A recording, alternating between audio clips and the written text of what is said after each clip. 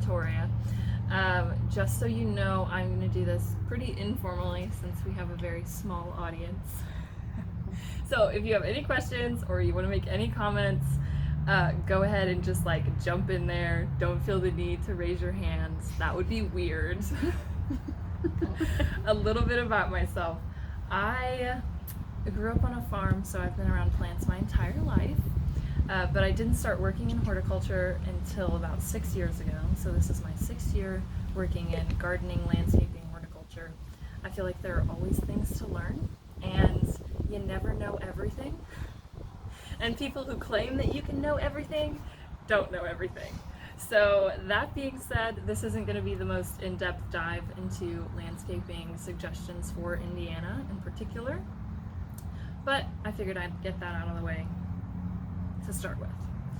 Another thing to note, Indiana's zone, there are 4 different zones of plant hardiness in Indiana. I don't know if you knew that. But the Muncie zone is actually kind of changing.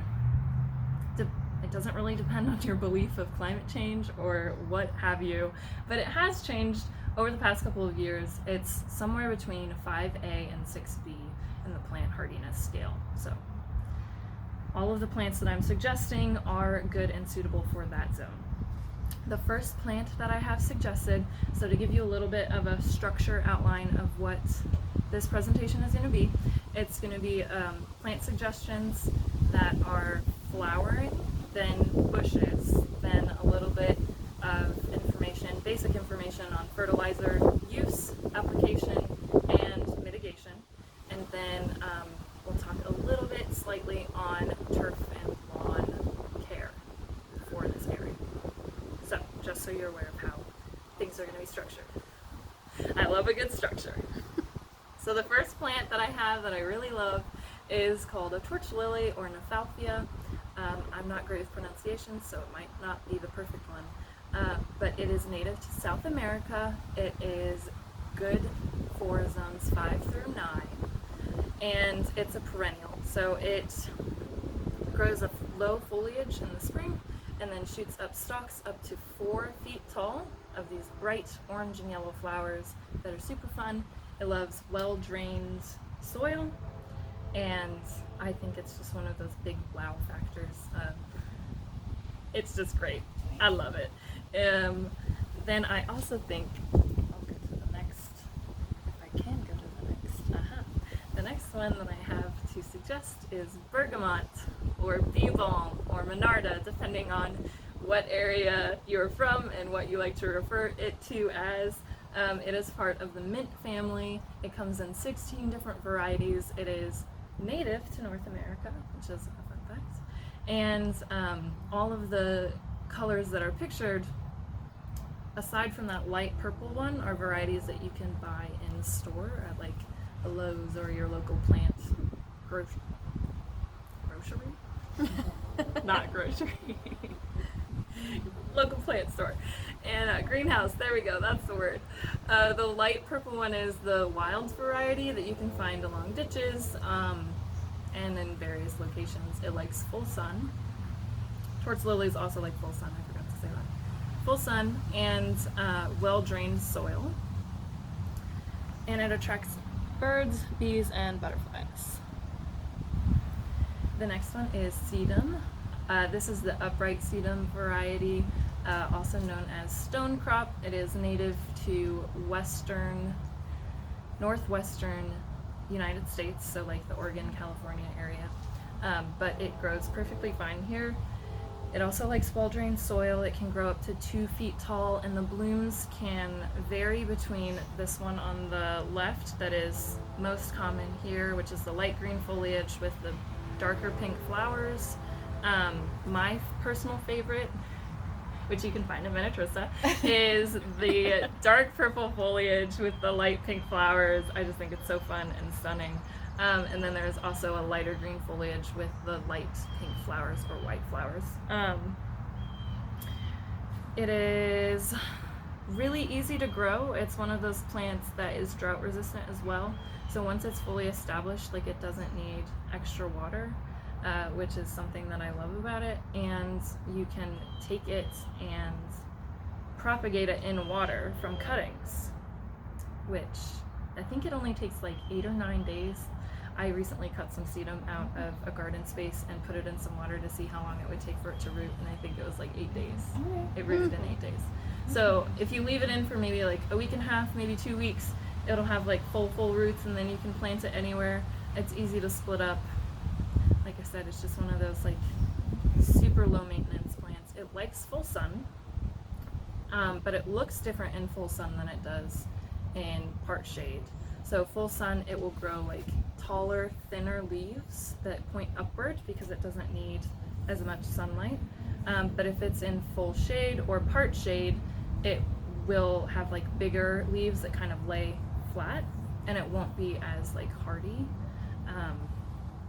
It also produces less flowers if it's not in full sun. So if it's in full sun, it has like bigger, fuller flowers. So if you're experiencing some issues with your sedum, perhaps look at the light requirements that your certain variety has. So now we are on to bushes. This is one of my favorites. It's the smoke bush. It is native to, I think, a little bit south of us, but still like this area. There are 2 varieties. There's the bush variety and the tree variety. It can grow anywhere from 4 feet tall to 25 feet tall, which is a lot. Same width-wise, so 4 feet wide to 25 feet wide. I should note that the bush variety is native here, but the tree variety is native in Asia and Europe. So there are 2 different cultivars, but they still have the same like smoke bush, fun little flowers that go on. It has the foliage in the spring, and then in the summer it will produce the smoky flowers that kind of look like fog coming off of it, and then it will maintain that color until it drops its leaves in the fall, and then it has like a fun bark structure that it maintains throughout the winter. You can prune it, but they do suggest that you don't prune it until it's later on in life, so like not in the first 3 or 4 years, just because it can be susceptible to like fungus and that sort of thing, but it's only early on before it's like super established.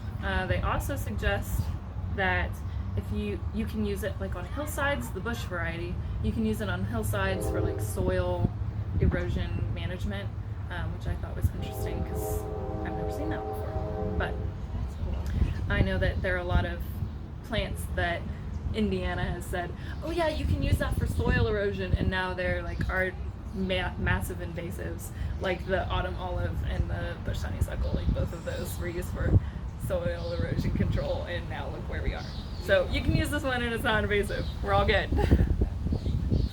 The next bush is the beautyberry bush. I also love it. It's so good. Native to Indiana. We love to see it. She has pink or whitish flowers in the spring, and then in the summer it will like produce these fun purple berries along the stem that will last until the winter. Even after it's dropped its leaves, it still has these bright purple berries on it. It has several different varieties with the leaf color ranging from light green to dark purple. I don't know why I love the dark purple foliage so much, but I do.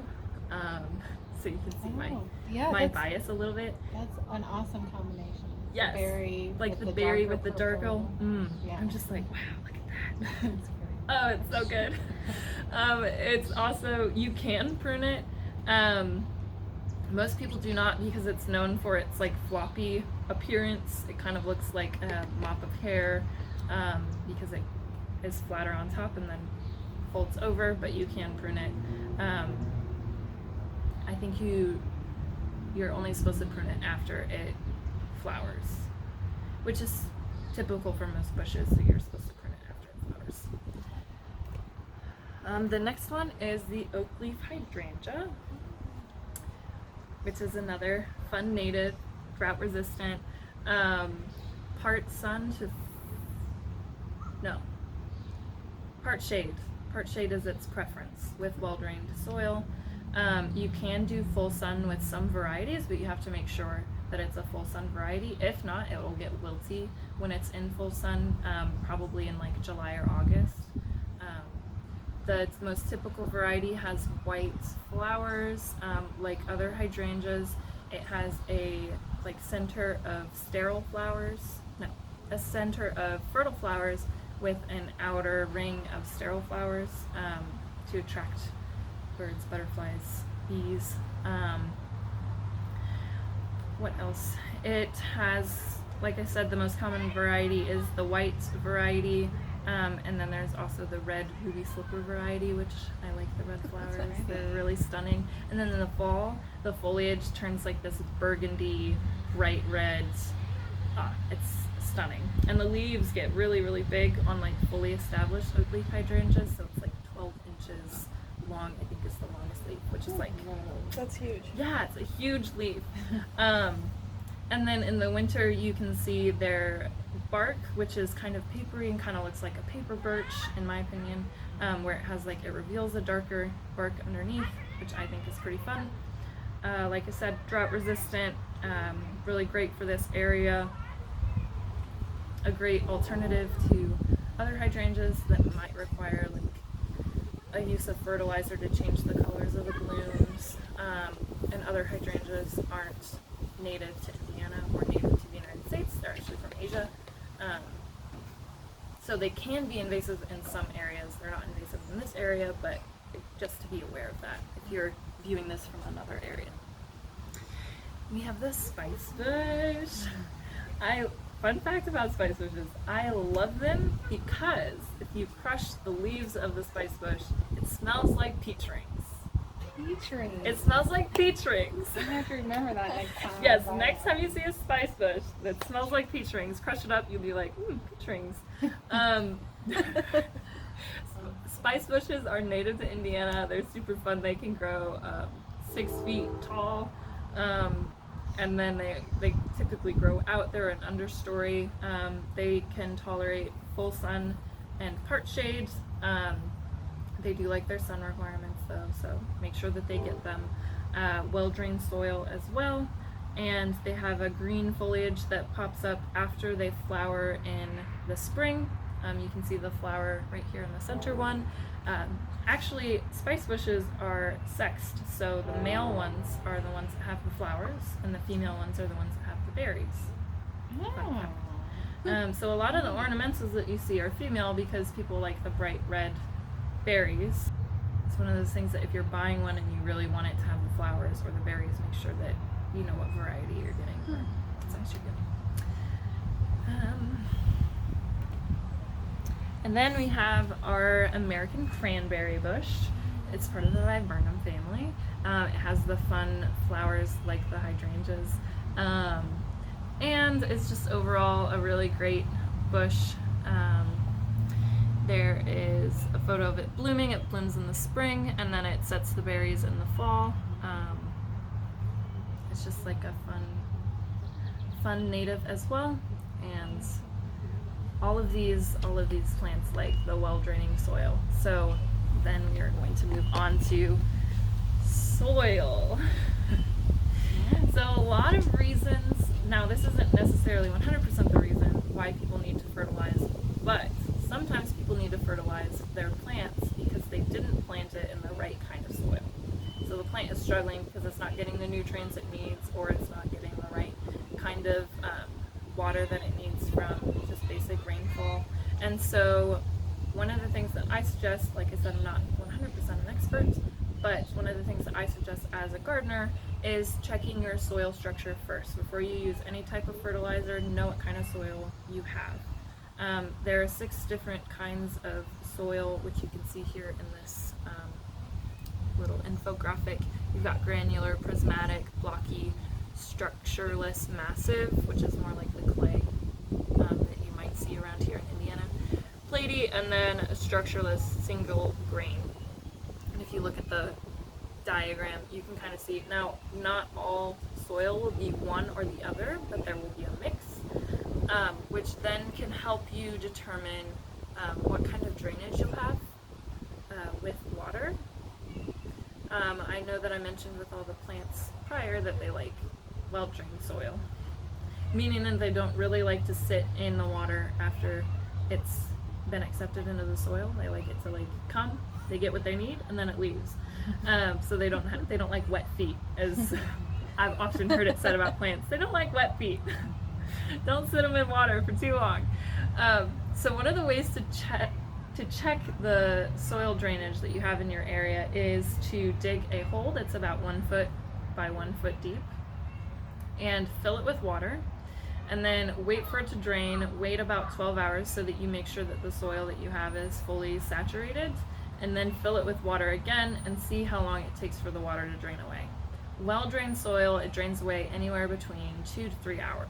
If it takes longer than 3 hours, or it's still there after 3 hours, that means you've probably got some sort of soil structure that needs mitigated so that it drains better.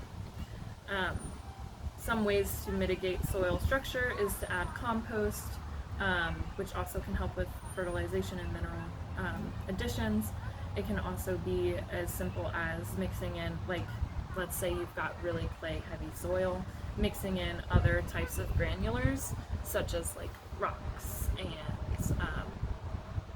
sand and mulch and things that might decompose over time, but also add to the structure so that it breaks it up, so it's not just taking the water and running it off or just sitting there.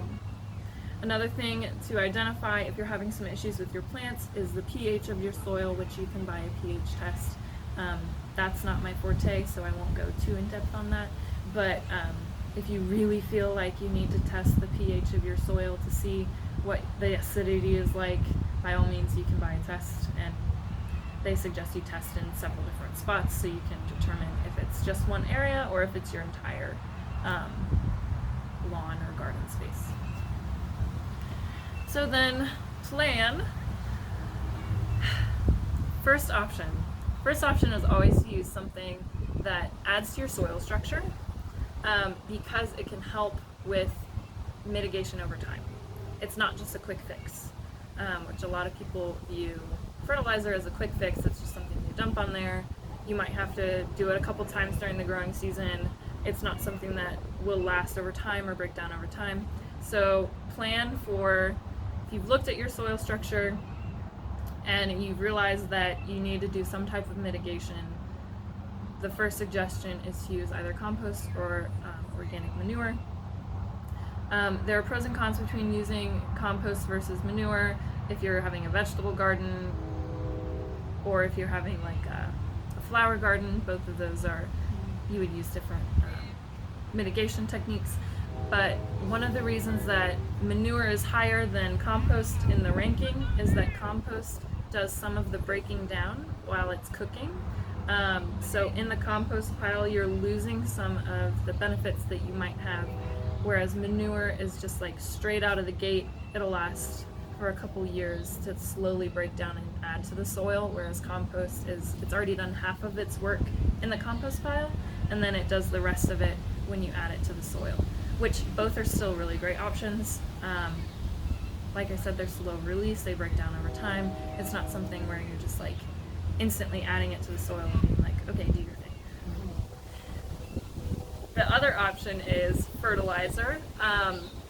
There are two different kinds of fertilizer, granular and liquids. Granular is a little bit of a slower release, whereas liquid is like an instantaneous release. Before anything, make sure that you're wearing proper clothing, long sleeves, gloves, goggles, all the 9 yards, like everything to make sure that you are safe, because these are chemicals and you don't want them in your body, because that could be harmful, and your skin is the largest organ on your body and is very absorbent, and so if you're not using gloves and you're handling chemicals that are like very quick release, like liquid fertilizer, or even slow release, it's something that could be absorbed into your skin and might cause some issues. So first step is always to be super careful and super cautious. Read all of the instructions that are on the container. Please, I beg of you, read every single instruction and read it twice, and make sure that you're not adding too much fertilizer to the area that you're trying to mitigate. If you add too much, it will not be able to be accepted into the soil it'll become oversaturated, and then you will have a higher chance for runoff. So make sure you read and you follow the instructions. Don't think, oh man, I'd really like these blooms to be faster or go faster. I'll just add a little bit extra and it'll be fine. No, there is a such thing as not being able to accept that amount of fertilizer into that area of soil. So make sure that you read the instructions and follow them. They're not just suggestions. Also, make sure to check the weather beforehand to make sure it's not too windy when you're applying. If it's windy, you could have blow away, especially if it's like a liquid fertilizer. And make sure that it hasn't rained within 24 hours and it's not going to rain within 24 hours. So you want a 24-hour bumper just to be safe on both ends. We suggest not watering, if it's a liquid fertilizer, not watering directly onto the leaves, especially if you're applying midday, which probably shouldn't apply midday. But if you water directly onto the leaves, it can cause chemical burns on the leaves and a lot of issues that we would probably like to avoid if we're adding fertilizers to benefit the plant. Also make sure that you add, if you're using granulars, around the root structure, but not on the bark or right on the crown of the bush, if it's a bush, or on the crown of the plant, because that can cause burns and issues as well. Open up wounds in the plant that can then invite in fungus and pests and things that you don't want, which kind of defeats the purpose of adding fertilizer. And like I said, be extra cautious. Just be extra cautious if you're using fertilizer. And finally, we're at the last point of the presentation where we talk a little bit about lawns. I know that it's the summer, a lot of people are mowing a lot.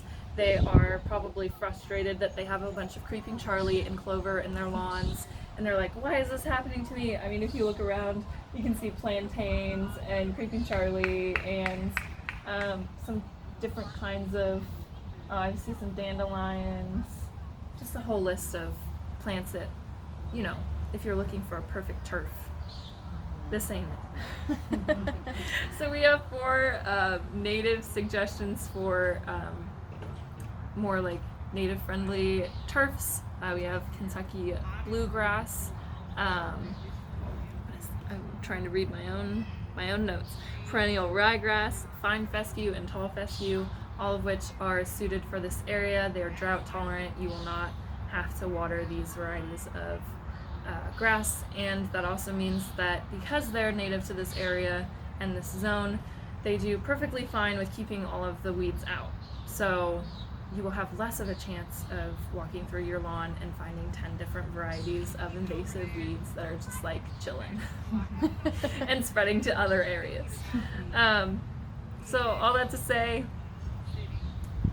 if you have any questions, feel free to ask them, but this is the end of our urban and suburban landscaping and fertilizer events. Thank you.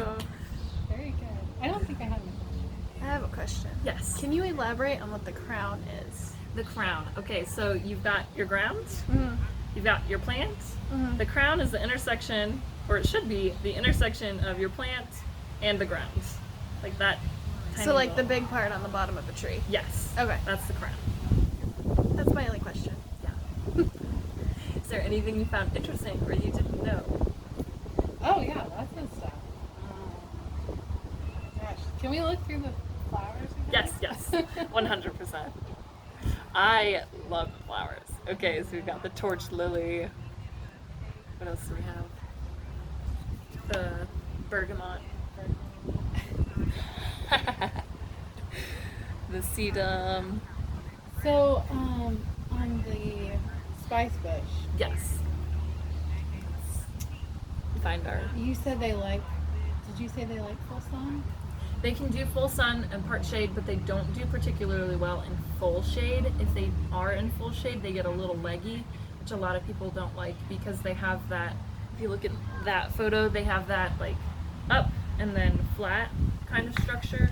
And if they're in the sun, they don't, or a full shade, they don't really know where to go. And so it's just kind of like, they get a little leggy and maybe not as aesthetically pleasing as if they're in full sun to part shade. Do you know, does that impact the bloom at all? I don't know that one for sure. Yeah, because the only spice bushes that I've worked with have always been female spice bushes, so they have the berries. So I haven't worked with the male variety, but I don't know. I could always look it up and send you the link. Yeah. That'd be great. Yeah, I feel like they're super fun, and I just love the fact that you can be like, oh yes, you can crush the leaves and it smells like peach rings. It's just something that's like so fascinating to me. I also read somewhere that you can like peel off some of the bark and dry it and use it as a cinnamon substitute, which I thought was fascinating. It's like, oh, interesting. Oh, that's really cool. Yeah. So it's because it's a spice bush, so it kind of like the berries kind of taste like allspice, and you're supposed to harvest them when they're red, which a lot of people, I always caution people on red berries because red berries, especially in this area, can be super toxic if you don't know your plant identification. So If you are not 100% sure, do not eat it. do not ingest anything if you're not 110% sure. Like, make for sure that you know what plant it is. That goes for anything, not just like this kind of stuff. But yeah, they are just a super fun plant in general, and I feel like they're super unappreciated. Personally, I like them a lot. I'm a big fan. Yeah. Me too. Oh, why would we worry about fertilizer runoff? Oh, because it can get into the water supply, which first of all, you don't want to be drinking water that has fertilizer runoff in it. That's not great for you. We talked about how important it is to cover your hands and your skin and make sure that you're not exposed to chemicals when you're applying them. The same goes for you don't want to ingest the runoff of those chemicals at any point in time. And so we want to make sure that we are being responsible stewards of our area, as well as the area that other people might be enjoying as well. So we just want to make sure that we're extra cautious and we don't have any kind of runoff or anything that can get into the water supply. Oh, and it also in rivers and things like that can cause algae issues and algae blooms that can then cause issues with the native species or any kind of species that's in the water. Or relies on the water.